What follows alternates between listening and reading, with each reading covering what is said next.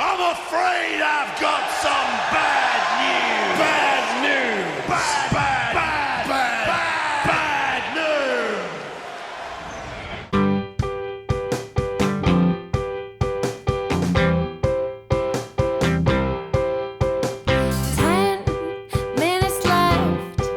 Yeah, but there's still some time. It's not the final score. We need more than the numbers we're given. Show us you live and breathe the game. You're more than a name. That's what we came for. We can bring you more than the score. Every story, let's take this thing off of the field into the real world, away from the numbers,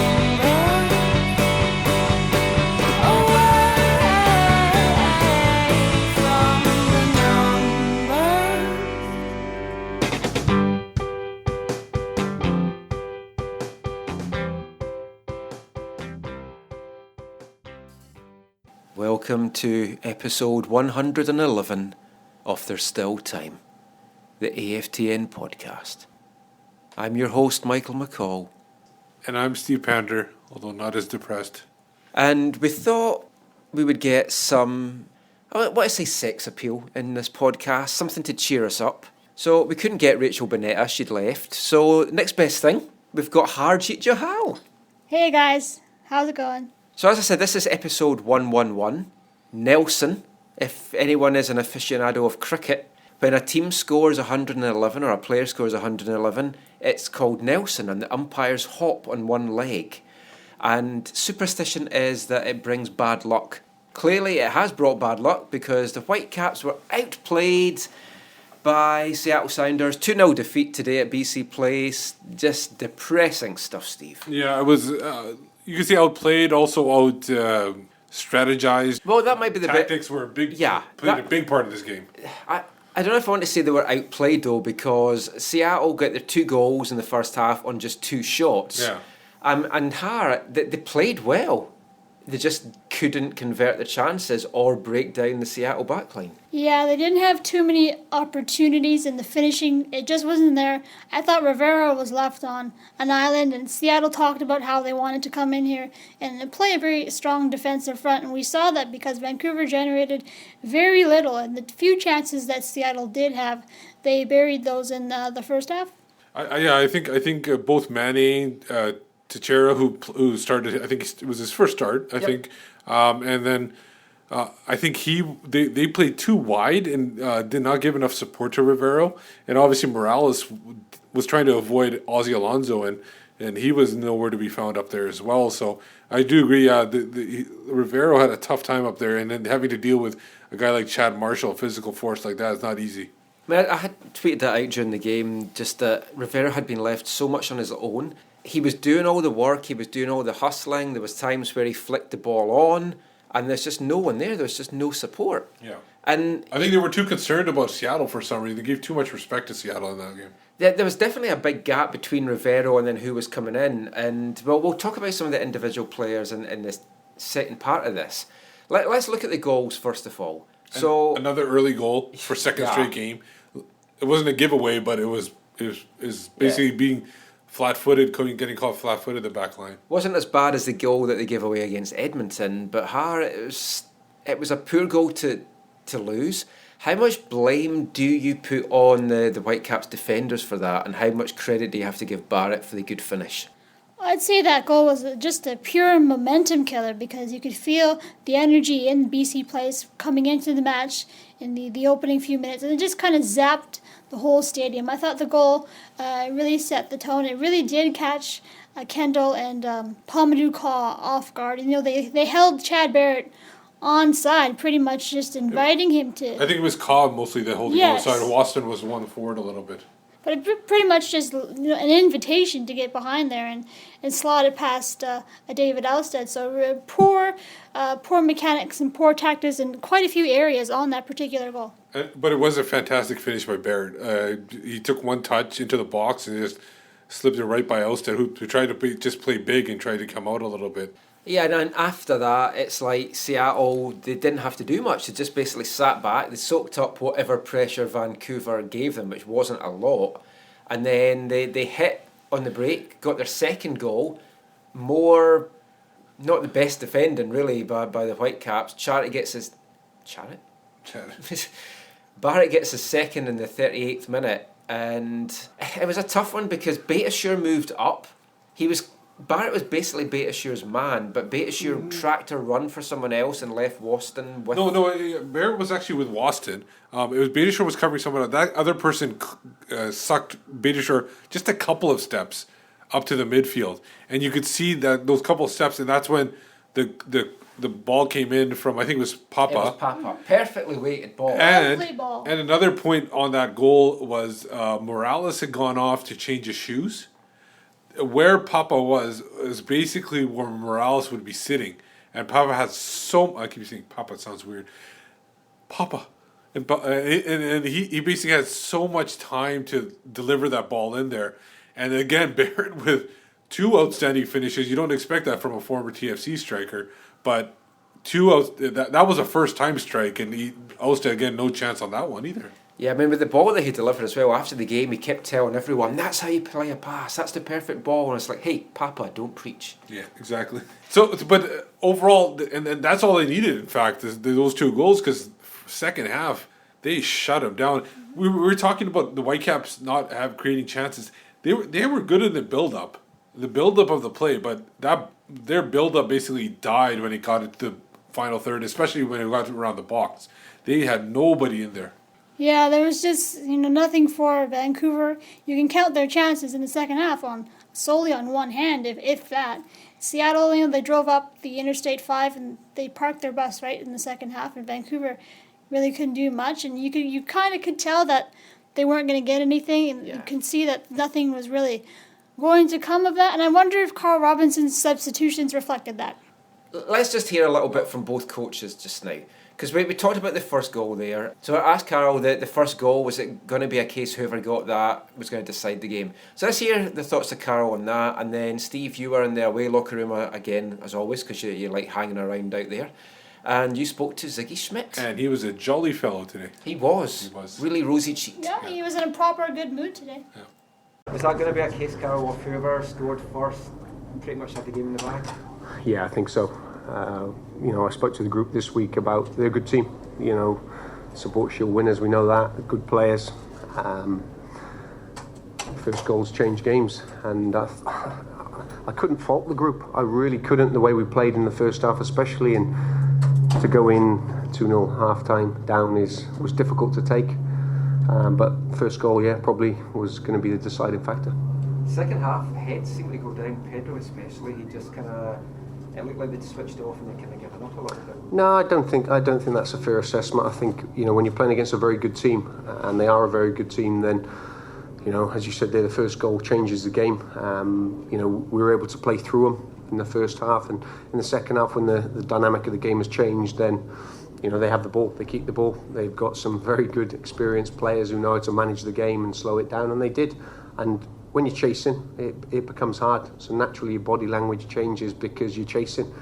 When you're winning the game, you don't feel you're chasing because you have the ball. When you're not, unfortunately, you do. We're pleased, obviously we're pleased with the result, and, I thought the team played very well tactically. We learned from last week as well. We put those lessons into effect today. I thought we did a good job of shutting down their balls over the top. I thought we shut down Rivero fairly well. And I thought we had Morales in check for most of the game also. So I was really pleased, and obviously we had some timely finishing from Chad Barrett. Vancouver scored the majority of their goals here at home. What would you guys do to frustrate them offensively? I just think we talked about dropping our line. We talked about, making sure that we established our line of confrontation a little bit further back. We know that, they like to get the ball to Morales and then stretch the team by having Mane and Teixeira and Rivera run behind the defense. We wanted to take that space away from them, and I thought we did that very well. Seattle's now a point back of Vancouver. Would you say this was a statement win for the Sounders? It's early in the season, but, we wanted to, let people know that we're still here. that we haven't disappeared. I know Dallas and Vancouver have been on top of the table pretty much from the beginning of the season. But we want to let people know that, the road still goes through Seattle whenever possible. So that was Sigi Schmid. Happy about the performance. You clearly see by the answers. But let's get back to Robbo. When he was asked about the substitutions, let's talk about it ourselves, our thoughts on it. I think each of the substitutions have to be questioned. They didn't seem to... None of these guys seem to have any effect. And obviously, I think all three of us tweeted out and agreed that Earnshaw, we're wondering where Earnshaw was, and that's the guy you want to see when you're chasing goals. Well, Carroll said after the game that he didn't bring him on because the game was still wide open and he felt that Seattle hadn't been pinned back. And he didn't think that Earnshaw was the kind of guy to do that. And that's why he brought Mattix and Froese on. But when you've got a guy like Earnshaw, he's done it every club that he's played with. He's played internationally. He's a proven goal scorer. And you bring on, we're fans of Keanis Froese, but you bring on a 19-year-old kid to try and chase a 2-goal game makes no sense to me at all. Yeah, and you're talking about Earnshaw. We're talking about in the previous segment how everything died in the box, basically. Once they got to the box, it died. Earnshaw is the type of guy who can make something happen in there and control the ball and finish something that other players weren't able to finish throughout the whole game. So I think he was a vital person.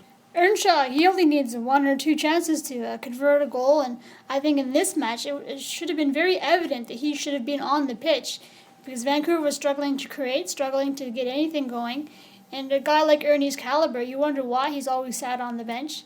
He didn't start against Edmonton. He's not going to play tomorrow in the USL match, so I have to wonder why is he here to be a bench warmer. And he'll never admit it, but he's bound to be getting frustrated and pissed off. Yeah. It's tough for the guy. Let's look at the other subs. Gerson Kofi came on for Russell Tybert. Now, Carroll said after the game that Tybert had no gas left in his tank. Which is weird because he didn't play at all in the... He's also one of the fittest guys in the team, which I thought was really... Maybe it was just a lot of chasing for him because, like we said, the Sounders he said controlled he thought it was phenomenal and He he put in a hell of a shift, and he did, but... Now, I know Mosqueda did not have a good game on Wednesday. Before the substitution happened, I thought he would be ideal and have Morales drop back into in front of Laba and kind of get him away from the holding guys there. And I thought that would have been an ideal place. Maybe Robbo just was not impressed with his Wednesday performance and did not want to put him in. Or maybe he, like you said, he thought that Kofi could push the ball forward, but I haven't seen it yet from Kofi and in the limited time we've seen him this year. Well, the other thing as well is when you're 2 goals down and Seattle's not really offering much going forward, you have to change from the 2-man defensive shield. Yeah. And I would have taken Matty Laba off, especially because he had the other early booking again. Yeah. And he was diving into some tackles and you're just thinking one of them mistimed and he's gone. He's gone for another game. But fair enough, if Tybert's run out of gas, then that Kofi comes in. But then Mattix comes on, and credit to Mattix this year, he's done well, he has been a game changer. I don't have any problems with him coming on. But again, I would have maybe put him on for Laba, just done something. I think they should have, at the point where they took Chad Barrett off, because he's really their only holding guy. Dempsey's more of a kind of a number 10. He doesn't play number 9 too much. I think they should have gone to a 3-man back and just taken Ka off. Because from some of the game, he wasn't playing center back. He was playing holding mid and he was playing attacking mid. At one time, he moved to the pitch. Ka was all over the pitch today. He was up near the box, and then he was back in his own box. That was in a counterattack too. Yeah, I was like, what is he doing up there? He's slow as molasses, and you're going to get caught on the back. So I don't know what he was doing up there. Maybe he's getting too bored back there, but it was a bit puzzling. I don't know if Robbo was giving him a free rein to do whatever he wants or something like that. It just seems very strange. And we're obviously going to be talking about the players, but I really want to... I don't know what's going on with Diego Rodriguez. I don't know if there's been an update on his injury. Well, Carroll had said about a week or so ago that he had hoped he might be good to go for the second leg. Yeah. I don't think he will be. I don't know if you throw him on like that, and especially if it's cold there still. Who knows what the weather's like? But Mauro Rosales, though, we'll mention this now. Carl mentioned this at his press conference. Mauro might be good to go on Wednesday. Oh, okay. And they might want to save him and not put him in the altitude on Saturday. But we're talking about Rodriguez. once he's ready to go, they got to put him in. I just think Parker in. Oh, Parker, or even no, not Dean. But I like Dean. No, I don't mind Dean too much, but I think Rodriguez is a good fit for Waston. I think Cobb would be a good replacement for Waston when he goes down with a suspension, which will likely happen in the next few games or next few weeks. I think Rodriguez is the guy to play with Waston for the rest of the year. You got to put him in there, and once he's healthy. I mean, would you say, though, that anyone came out of today's game with plaudits, I thought Jordan Harvey had a good game today. I gave him my man of the match. If you look at I believe the Philly game, he started, played 90 minutes. What did he play? 73 against Edmonton, another 90 today. Yes, he's fresh. Yes, he's starting. I thought he handled himself very well. You know, he was kind of demoted a little bit. We didn't know where he was when Sam Adekubi was playing all those games, and he didn't pout. He didn't complain. He worked his ass off, and now he's gotten back in the lineup. I think he looks to have regained the spot at left back. He's done very well, and we saw Sam today, and he was in a walking boot and crutches. So he's got an ankle sprain. We're not sure how long he's going to be out, but I thought Jordan handled himself very well again tonight. So one of the things, like going into this game, the Whitecaps' defence was praised, David Ousted was praised, all the clean sheets, the solidness. A couple of us were speaking just before Carol came to speak after the game, and we were having a debate, could you fault Ousted's positioning for either of the goals? Not really. I don't think so. I think the balls came in quick, maybe even unexpected a little bit, because if you look at the Dempsey one, Dempsey really, that ball was banged around. Tiber knocked it into Rivero knocked it back over this way. Dempsey took a touch and just sent it right in. And that was a quick one. So I don't know if Ousted had a chance on that one. And the other one was a first-time strike as well. Papa was just kind of like just sitting there, and then all of a sudden struck it in. So again, I don't see Ousted being blamed at all. Maybe he could have, that would be up to the goalkeeper coach to see if he could have played the angle better or something like that, or maybe rushed out and Barrett a little bit faster. But other than that, I don't see a major problem with what he played.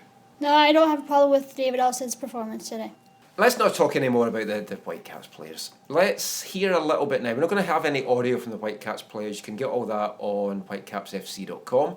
So, Steve, you went and spoke to some of the Seattle guys, and obviously they were cock-a-hoop. Yep. We spoke to Chad Barrett, the goal scorer, and then also the central defending pair of Brad Evans and Chad Marshall. 2 Chads for the price of 1. So let's hear from them now. Neither one was hanging.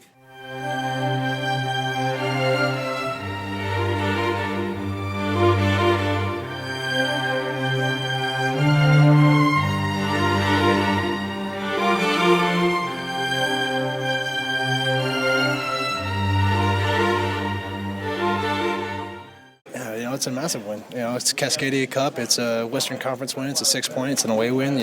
Everything about this just rings awesome in the ears. And I don't think I've seen such a calm game by us. I thought that we really had our stuff together. I thought we were well rested from our travels to Columbus and New York. I don't think I've seen the back four. It looks so cohesive. The middle forward did a great job. Dempsey did a great job underneath. I kind of let him stretch him out, and that really kind of opened up with some good possession, some good passing, and then 2 great. The first one was a counterattack. Great ball by Dempsey, and Ousted came out. I just wanted to make sure I got it past him, and I knew if I got it past him on this field, it'll roll in because it's so quick. And on the second one, Papa said he was going to find me before the game, and he played another great ball. He's had a lot of great passes this year, and great ball over. It just fell really nicely for me. It fell on my left foot. And I just thought Ante Razov. No, I'm just kidding. and it just was the far post pace picked out, and I just wanted to make sure I got it on target and hit it well and win it. Coming into the week, everybody was talking about Obafemi Martins missing the game and everything. How vital is it to get that early goal and kind of, give that breathing? It's an assurance, yeah, for sure. It's definitely an assurance. It's good for me. It was my first goal in 6 months, and it gives me a little bit of boost of confidence, and it gives the team, takes a little pressure off. Because the first 15 minutes, whenever we come here, Vancouver always comes at us. They're a great team. They might have been a little tired from the midweek Canadian Championship game. I'm not too sure, but we came in here, we had a game plan, and we stuck to it. We did really well. Just all around a good performance. When we had the ball, we kept it, and anytime you play against, I think, our team, I think they respected our midfield and they respected Clint. I think they found some joy in connecting passes and getting out quickly. So, multiple things, but overall just a good team performance. It was a tough week last week against Columbus. Is it a lot of lessons learned from there, and you were able to apply them here? I think we just talked about it as a good game plan coming in, sticking to it, and but also 2 great goals from Barrett. And that changes things. When you score first, it changes things. So maybe if we had bagged the first one last week, it changes. But I think we stuck to our game plan. Even when we went a goal up, even at halftime at 2-0, we stuck to it throughout the full 90 minutes, and it paid dividends. And you guys certainly seemed comfortable in the second half. I mean, was there even any adjustment at halftime, or was it just keep doing what you're doing? Halftime, we said 0-0, and that's how we're going to play. We've got to win this half, and that was kind of our MO. We still created chances. We absorbed pressure, played out of pressure, and I think the game plan was that everybody was going to work hard, and that was the halftime speech, and everybody stuck to it, and you can't say enough.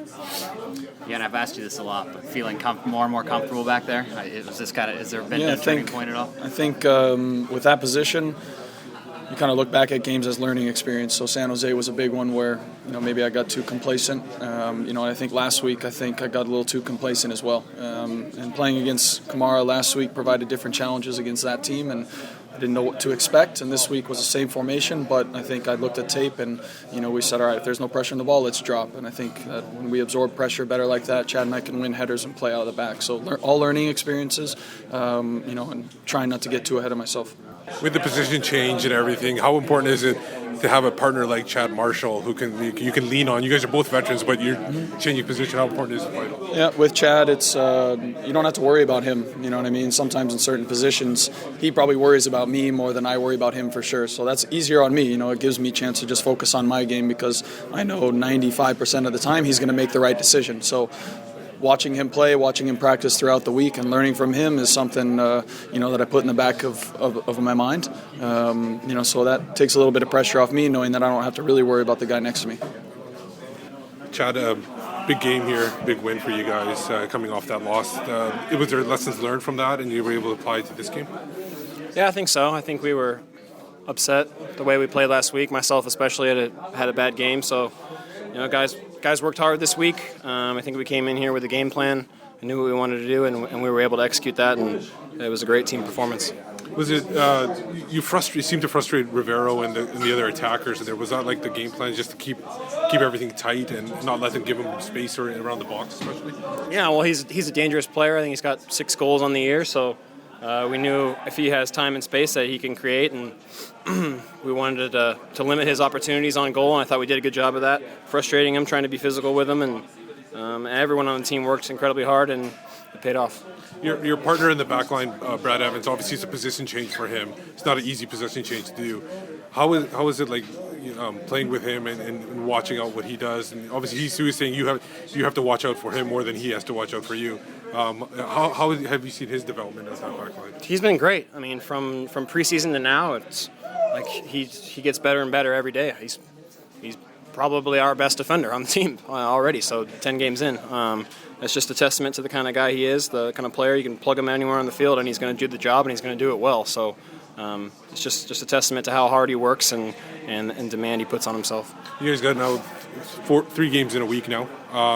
It's just a matter of recovery and get into the next game and keep going? Yeah, it's just taking care of your body. These weeks are tough, especially with travel and whatnot.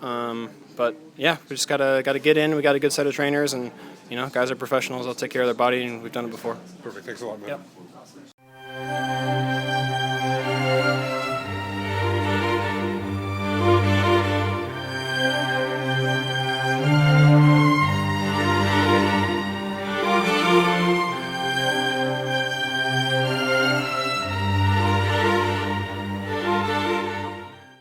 So those were the Sounders players we spoke to. And then, Har, you spoke to Tyrone Mears? Yeah, I had a nice chat with Tyrone Mears. It's his first season in MLS. He's come over from the UK. He's from Manchester. He was talking about Kekuta Mane and how he made the adjustments in the second half to kind of lock down Kekuta and basically give him nothing. What he talked about was basically in the first half, Kekuta was running at him. He was getting behind the defense a little bit, and so basically the adjustment was to sit back, let Kekuta run at the defense with Mears in front of him, thus snuffing out any sort of a credible attack. And really, that's basically what the whole Seattle Sounders defense did today. Yeah, and that's something that the Whitecaps tend not to do. You have guys like Matty Lava, Russell Tyber, and when it works, but they're very aggressive going after the players, and sometimes they miss. And that player gets around them very easily, and they basically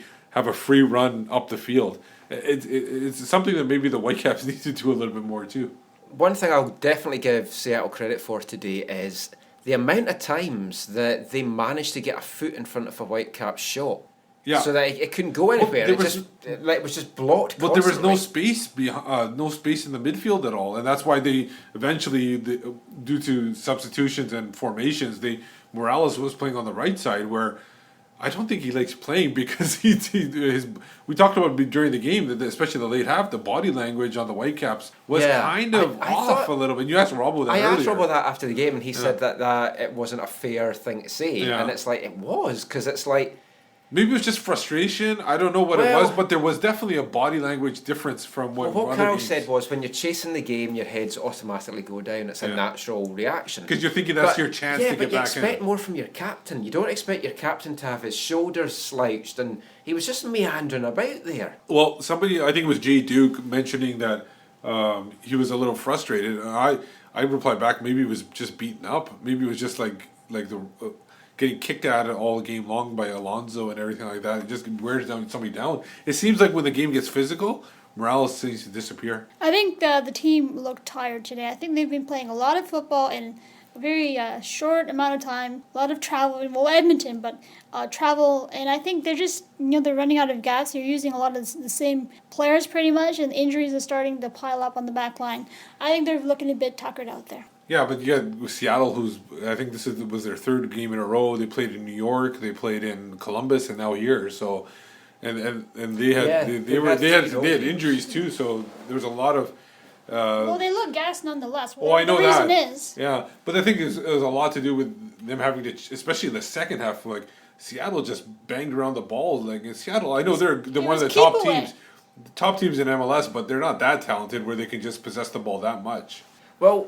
Since we're still talking about Seattle, so let's hear now from Seattle's colour guy, Kasey Kelle, former goalkeeper. Steve, you managed to catch him in a corridor. Yeah, he was just heading out. I asked him for a couple of minutes, and he was able to provide some answers for today's game.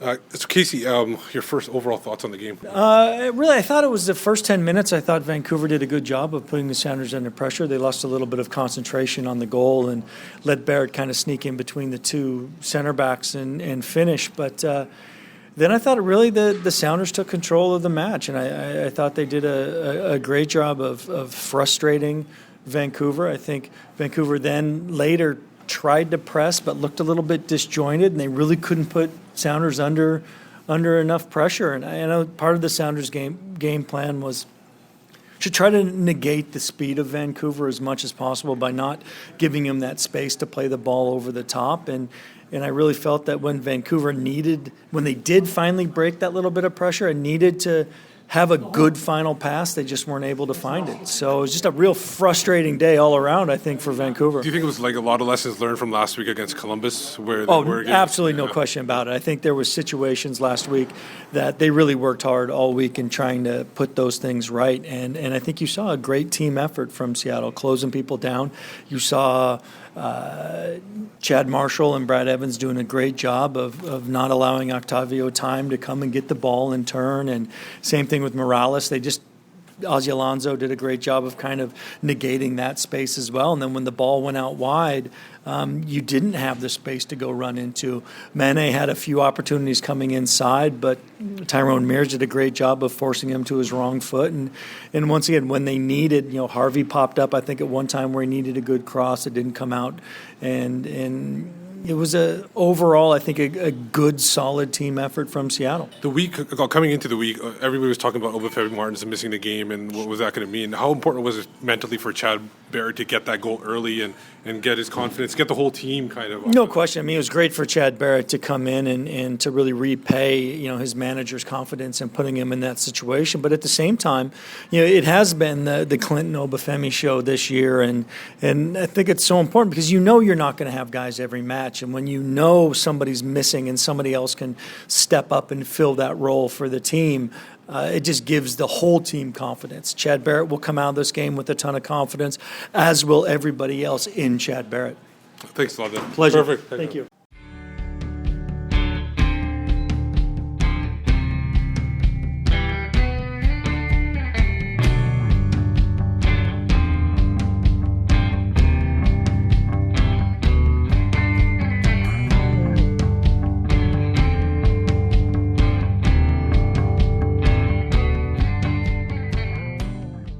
So that was Kasey Kelle there. One of the things which Robbo said after the game is he highlighted the fact that teams at the top of the table, teams like Seattle, bounce back from these defeats. And he said that's what the Whitecaps need to do now. They need to bounce back. Yeah. They need to go back to the drawing board in some respects. But he doesn't see it as a backward step. He doesn't see it like a step back after their good start. One thing, though, that I'll just quickly throw to both of you is, when you see a performance like this today against a top team, does it just show the gulf that the Whitecaps still have to close against these teams? Because the only team that they've really played well against this year was LA, and they've kind of, although they've been one of the top teams, yeah. Although they've been at the top of the table for weeks now, I'm not sure that the way that they're playing, they are a top of the table team just yet. Yeah, especially at home. That's the major concern. I don't know what the stats are, but 3 losses now and a draw. They have dropped a lot of points at home this early in the season, and we talk about the mid-season road trip or June, July, and how long they're going to be on the road there. Dropping these points at home, no matter who you're playing, is gonna catch up to you eventually. They're at top of the table, but Seattle has like a couple games on hand on them. And yeah, they're now 1 point behind with 2 games in hand. And going on the road, we talked about how dreadful that is. That's going to kind of catch up on to them eventually. I don't know. And they're playing better on the road now, though. No, that's true. That's a good point. Playing better on the road than at home. It might be the best thing for them to have 5 games on the road. So my question for you, Har, Yes. is the Whitecaps' place at the top of the table a little bit inflated, or do they deserve to be there? I think they deserve to be there, but I would also agree that it also is a little bit inflated, because if you look at some of the matches, and looking at the road matches, they've gotten like either 1 or 2 shots on target, and they've scored in the last few minutes of the match. That San Jose road match, they had 0 shots on target. I believe that one in RSL, they had 1 shot and it went in. So there is a bit of a smoke and mirrors in some aspect, but they've got the points. David Ellis has been great. Octavio's been great. So they are finding ways to get it done, but it's hiding a little bit of what we're also seeing that... The cracks. The cracks, yes. Yeah. So it's a bit of both. And talking about points, I mean, that is key. They have got the points in the bag early, so you can't take that away from them. Other teams like Portland are dropping points. A loss again today against Houston. So, I mean, having these points, while you're not playing that well, could be massive. And then we're hoping that they are going to suddenly click and all these chances that they're creating, they're going to start finishing.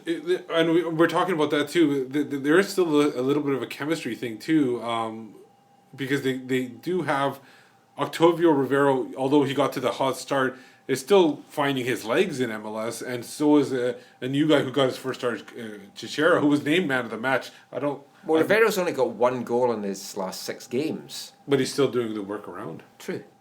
But I mean, we're talking about, and Carl saying that you have to bounce back. So the first opportunity to bounce back is not MLS action. It's this crucial now, second leg tie in Edmonton on Wednesday. Yeah. What does Robbo do? Obviously, he wants the points next Saturday away to Colorado, because that's vital. It's a Western Conference clash. But you want to advance in the Voyageurs Cup. Do you put the faith in the team that played really flat and poorly on Wednesday? Or do you have some of the starters that started today playing on Wednesday? I think what I would do is I would put Waston in and take Sampson out. So move Parker to the right side. So play Waston and Dean together. Because I think Waston he has the legs, and I think he can play multiple games in a week. The other spot, obviously Harvey has to play. Yep. There's no doubt about that. Tybert, I think they need a little more... they need a bit more bite. Yeah, exactly. Maybe Flores plays in with Tybert. I think Tybert's going to play. I have a feeling he will play in that game. Still have Froze on the right side, or if Rosales is good to go, I would put him in. Why not? Especially if you don't want to have him play in the altitude in Colorado. And then I think you give Mosquito another chance, but you keep Morales on the bench. I would keep Morales on the bench. The big question is, do you play Maddox on the wing and Earnshaw on top, or do you play somebody else on the wing and put Maddox Well, on Hurtado top? did nothing. That's what I really think, on yeah. Wednesday, apart from a couple of misses, one in particular in the 66th minute that had his head in his hands, everyone's head in their hands, and our photographer Tom got a great picture of Hurtado kneeling with his head in his hands and Earnshaw just yelling in the background as if to go, what the hell did you miss that for? Well, no, I don't think Earnshaw would do that. No, but that's how I like to That would be a picture goal it. against his coaching Yes. license thing. That's how I like to imagine it played out. I mean, what would you do on Wednesday, Har? How many of the key starters would you throw in there? First off, that was a great photo that Tom had, by the way, of Eric Hurtado. Yeah, I like your idea, Steve, with the back four that you were thinking maybe Parker at right back and then Kendall comes Because in. Beitashour's coming off that injury. I don't know if you want I didn't think Beitashour looked very good today. I don't want to know if you want to risk his ass on the pitch on Wednesday. You don't want to have his ass on the line. No. But as you were saying, Might be in a sling. Michael, as you were Bunchy. saying up top with the forwards and the mids, I would give Earnshaw the start. What the hell is he doing here if he's not going to start in this kind of game? And Mosquito, I like Mosquito out there. I think you would play Darren Maddox because he's going to be going away for a month in like a few weeks. Could be away for 2 months. And then maybe you go with Rosales and then see how he does. Maybe you swap him for Pedro if the game's not going your way. And then as soon as you get a comfortable lead, you take off some of the guys and bring in reinforcements. Yeah. But you've got to put your big you're horses out confident there. here of getting a comfortable lead. I'm not so confident about that. No, well, the FC Edmonton has to play Sunday, and that's going to be a big thing Yeah. because they got to play San Antonio, who are the defending champions in the ASL. So at home, they are playing at home, but it's still going to be a difficult match. Well, I mean, the thing is, like the Whitecaps, they have to score at least one because Yeah. they have to a nullify zero, this no, away a 0-0 goal. Yeah. tie, and they're eliminated. So 1 goal for the Whitecaps early on changes the whole dynamic of the game. 2 goals for the Whitecaps in the match mean that Edmonton have to score 3 times. Yeah. So I think they're going to attack, but then we thought they were going to go all out attack on Wednesday, and then 4 minutes they're 1-0 down. Yeah. The worst thing that could possibly happen is Edmonton get another early goal because they'll sit back, and then even if the Whitecaps tie it up at 1-1, it's still the tie. Then it goes level. to then it goes to extra time, and then you don't want to do that in your away from home. I just have a bad feeling about this. The Whitecaps on paper should have this in the bag. Yeah. Unfortunately, on the pitch, I don't know. But the thing is, people talk about Edmonton. You should be able to beat Edmonton. Should be able to beat Edmonton. If you look at U.S. Open Cup, there are always a lot of upsets, and a lot of those NASL teams, sometimes even teams that are at lower levels, upset these MLS teams. And you talked about chemistry of the MLS team. There was no chemistry at all on Wednesday night. They played like a bunch of players that had never actually met each other before, never mind the fact they hadn't played in a game. Yeah. I think that was disappointing. Well, you've got the USL team, you've got the first team Whitecaps team, and then you've got the players that are either not USL full-time or not Whitecaps first team full-time. Yeah. You've mixed all this together, and it's got scrambled eggs out there on the pitch. They didn't really seem to have chemistry or know what to do with the ball or each other. So against FC Edmonton on Wednesday, they're going to have to find some kind of chemistry and go at it. I think they've got to come out and attack, score the goals. And I think in the second half, perhaps if they do have a few goals, park the bus, hang on for dear life, and get the hell out of Edmonton. Well, I think that should just be about all we talk about just now. But just before we go, as always, has that phone booth always been over there, Steve? I don't know. Should we check it out? Yeah. Okay, Harry, you wait here. Let's We're check this out. We're going to just check out this phone booth and see what it is. So let's... Wow, it's weird colour. Hello? Hello? Wow. What the hell? What? No! No! No!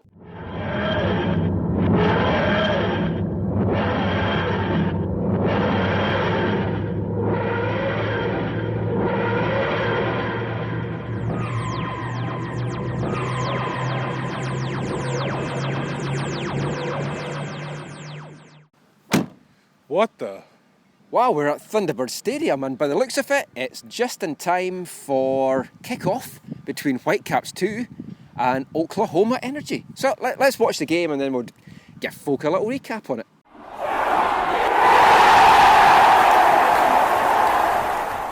So, Whitecaps 2, still looking for their first home win.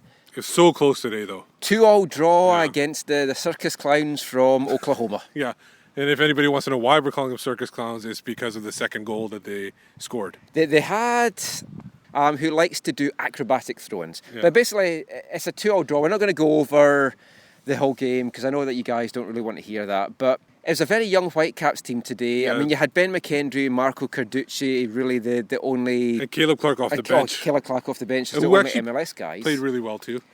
But they're still struggling to get anything going. Yeah. I think today was just a learning experience of how to close a game. And I think they just maybe got caught up. Like you said, that acrobatic, we'll talk about that goal first. That basically throw in, I think it was from 30, 35 yards out from the sideline, right into the box, into the 6-yard area. Carducci looked like he had it. It kind of went off somebody and then just dribbled over the net. Well, they had so many folk in front of Carducci. Yeah. The sun's beating down his eyes as well. I mean, it's really, really hard to defend against. So, I mean, after the game, we had a quick chat with WFC2 head coach Alan Koch, just about that match and just how the season and how the team's kind of panned out so far. So let's just hear from Alan Koch just now. Well, that was close to being the first home win. It must be a disappointing way to end. Yeah, disappointing. Obviously, we came back to get the lead, and then we were 2-1. I think we had several chances to make it 3-4-1. You take those chances, and then the game's 4-1, the game's over. We don't, unfortunately. We allowed them to come back in and score a flip-throw goal, and it doesn't matter how you score as long as you score, and give them credit, they scored, and they leave here with a point. And how hard is that to defend against? Because it seemed to really, with the sun especially being in like Marco's eyes, seemed really hard to defend.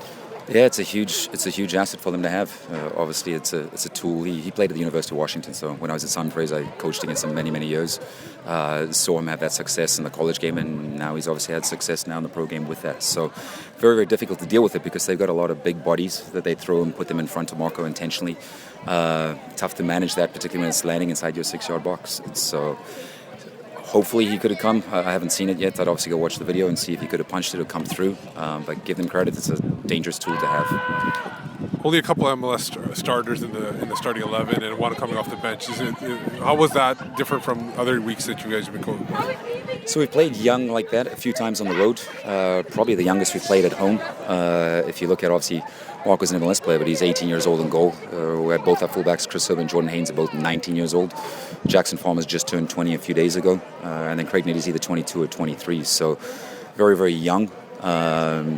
Obviously, it's nice if you have experience, and we don't. When we put a group out, like we know we don't have experience, but this is why we're here. It's part of the process. It's for the young guys to learn, and hopefully they can learn from situations like that today. I thought for the most part they dealt with some big, strong center forwards very well at the back. So they'll learn from it, and hopefully we'll get better together as a group. You felt you grew into the second half a little bit, and that's why you'd probably be disappointed you didn't win the game? Yeah, I was a little disappointed with how we played in the first half. I challenged the lads at halftime because obviously they played on Friday night in Seattle. I said to them at halftime, I've kind of felt that Oklahoma City were the team that looked like they were fresh and that we might have played. I think in the second half we definitely grew into the game. We started to take it to them.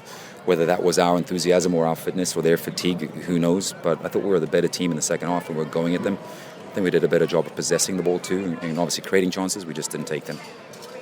When you look at the standings at the moment, which I know is not the key thing for this team, but a lot of the teams that are below the playoff line are the MLS teams. Is that because you guys are focusing more on development and the standalone teams are the teams that's really kind of going for the honours, really? Yeah, I probably think so. Obviously, playing with a young team in a professional game is not easy. We believe in our young players. We think they're good players, and it's a great learning experience for our guys, just like it is for all the other MLS teams, 2 teams. The other teams, and take Oklahoma City as an example, are older, and they have players that have played professionally for 5, 6, 7 years. And if you play professionally for that amount of time, as opposed to guys maybe playing 5 or 6 professional games in his career, it's going to make a difference. So that's probably a big reason why those teams are further up the table than we are. But we're going to come out and compete in every game. I think we have. Our first game where we didn't deserve to get anything out of it, I think every game we've played, we've competed. And the young guys are getting better. They get better every single week. We're just obviously a little bit of a roller coaster up and down. We'd like to turn a couple of these draws into wins, which I think we will do. We're excited now to be at home, obviously, for a few weeks. The next 2 games will be huge, and hopefully we can get a W in one of those games. So, I mean, at some point we are going to find that the that the team are going to get a win. Yeah. But I mean, it's more about development. I mean, as I asked Alan there, when you look at the USL standings just now, the way that it's working, all bar really, I mean, Seattle, Sounders 2, LA Galaxy 2, they're the teams that are kind of like standing out at the moment as being the only 2 MLS teams that's in the playoff spots. The other ones are below the playoff line, and they're kind of just, they're using it obviously more as development. You would expect, people looking at this thing would expect the MLS teams to be high above. And like you said, the 2 teams that are in the top spot is LA and Seattle. LA, obviously, because this is their second year playing in there. And Seattle has a lot of players that are in the 22, 23 range. And they don't, we spoke to one of their coaches. They bring on the residency guys late in the game, like the 19, 18-year-olds. So they're playing a lot of veterans or, young veterans as well for that. So that's where you see it. And all the other teams, they're playing a lot of young guys and kind of putting teams together. But I think it was good though to see today that I think this team actually plays better when the MLS guys aren't in it. Yeah. It's like because they've trained more, they've trained together, they know each other's game, they're just playing a lot better. I think this was probably one of their best games, like just build up play. There was just a lack of finish. They hit the post once. Their keeper, the energy keeper, had to make a couple of big saves. Carducci, actually, we should mention him. He made a huge save at one point, made the initial stop and then did the follow-up as well.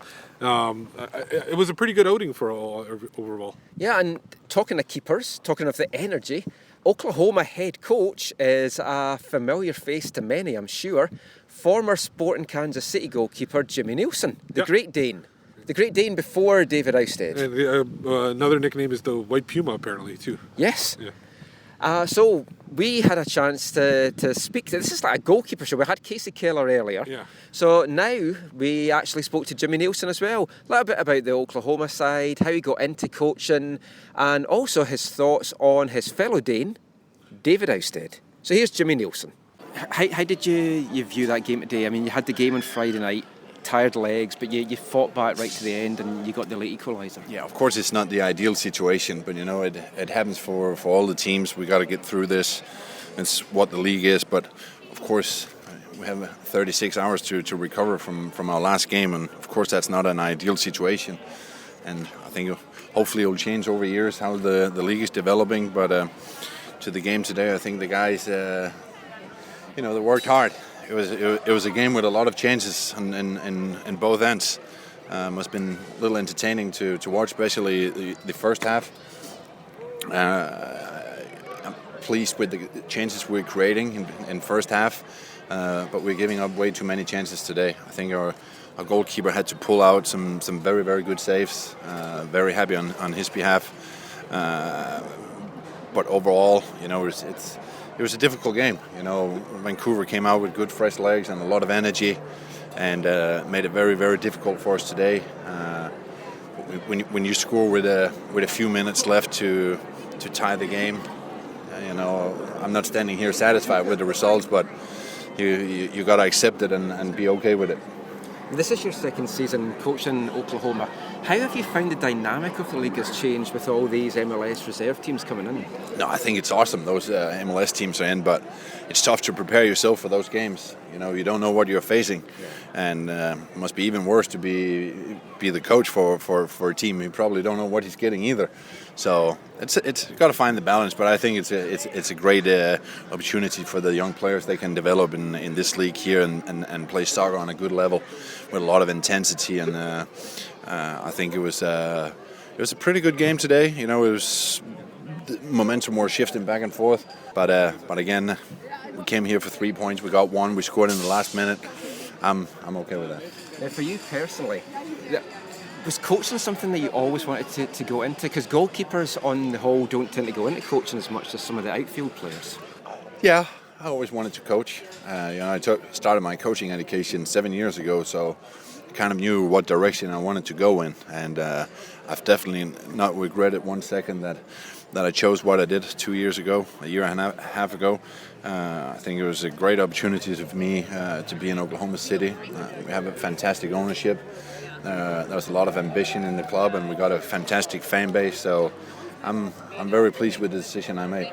Now, goalkeepers in general are known as fiery, and you were known as a fiery goalkeeper when you were playing. How does that translate to being a coach and everything? Do you have to bring it back a little bit, or do you just let yourself go the way you are? No, you got to be who you are. Yeah. You know, if you're not yourself, in my opinion, you'll fail big time, over time. I am who I am. Sometimes I react hard. Other times I'm a little calmer. Sometimes I've got to tell myself to calm down a little bit, or I'll get a text message from my wife that she's not happy with the behavior she sees on TV. But other than that, you've got to be yourself. I am who I am. They hired me for the guy I am too, so I don't see there's any reason that I should fake anything and try to be someone else. I'm Jimmy, and I'll stay as Jimmy. Now, obviously, we have a Scandinavian goalkeeper here in Vancouver, David Eisted. There's been a lot of comparisons between the two of you, partly because of where you come from, the look, but also the fiery nature on the pitch. What have you made of Eisted's play? Have you had a chance to see much of him? No, listen, I want to put it this way here. David Eisted is, with no question, in this moment here, the best goalkeeper in the MLS. I think he's done a fantastic job for Vancouver, and he's playing on a high level. He probably made the best save in MLS history the other week. Very, very happy on his behalf. Fantastic guy off the field. He deserves all the credit he's getting. He's a fantastic goalkeeper, and you should work hard to keep him up here, because he's a game changer.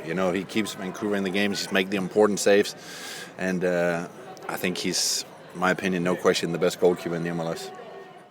So that was Jimmy Nielsen, and I actually, after the devices were off, we actually let him know about it was Craig McEwen calling the game today, and one of my favorite line was after in 2011 when we were playing Sporting Kansas City, he came back from being down 3-0 to tie it, and Jimmy Nielsen just losing it, and his line was 2 goals in stoppage time. Yeah, Jimmy Nielsen's lost his nut or something like that. Yeah. I thought that was a fantastic line. It's one of the best lines. I mean, he was such a fiery goalkeeper. Yeah. He's like one of those characters that you love to have in the game, and it's kind of MLS is a little bit worse off for not having him. Yeah. But it was great to catch up with him. Really nice guy. He's really enjoying coaching.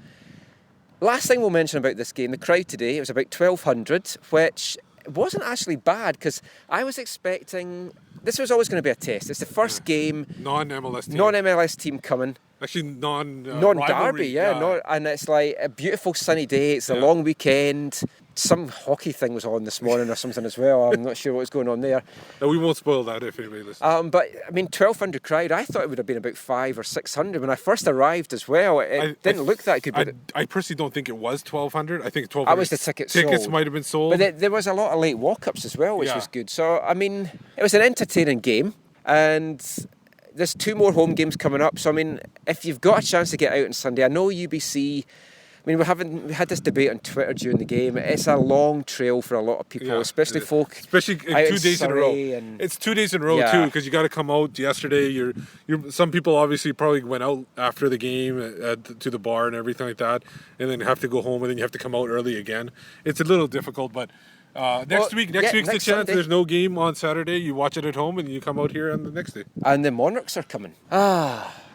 I guess we should probably head back to the TARDIS now. There, let's go. Okay. Get back, and I think Har's waiting for us. Oh, yeah. Jeez, Har, I forgot all about her.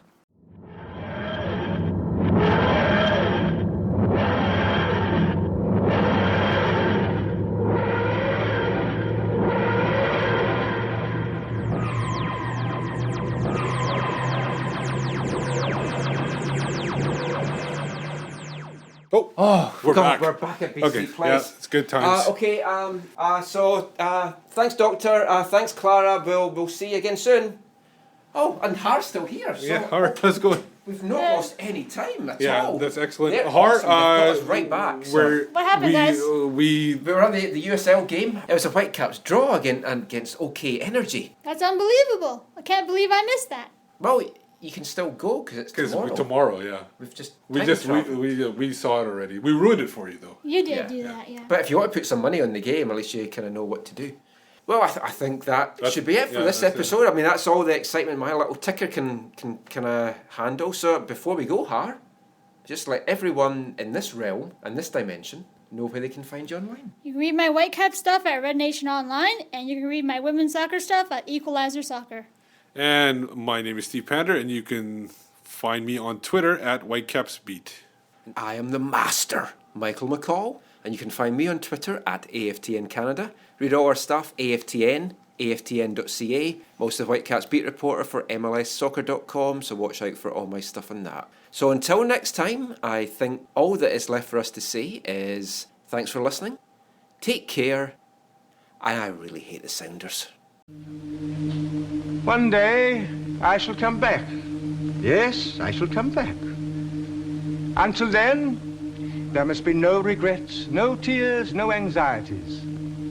Just go forward in all your beliefs and prove to me that I am not mistaken in mine.